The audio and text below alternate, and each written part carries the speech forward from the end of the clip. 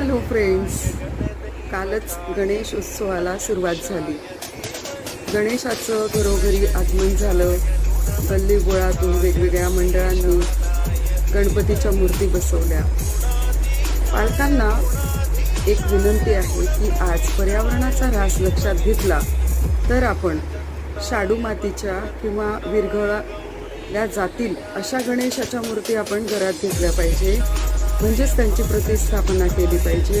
पण या उलट प्लॅस्टर ऑफ पॅरिसच्या मूर्त्यांनाच जास्त मागणी दिसून येते. किंबहुना सर्व पालकांना माहीत आहे की पाण्यात बुडवल्यानंतर गणपतीच्या मूर्तीचे तुकडे होतात, हात पाय बाजूला होतात आणि तेच नदीचं पाणी किंवा समुद्राचं पाणी बाहेर आलं की ते तुकडे आपल्याला पाहायला मिळतात. म्हणून सगळ्यांना विनंती की प्रत्येकाने शाडू मातीच्या गणपती बसवावेत.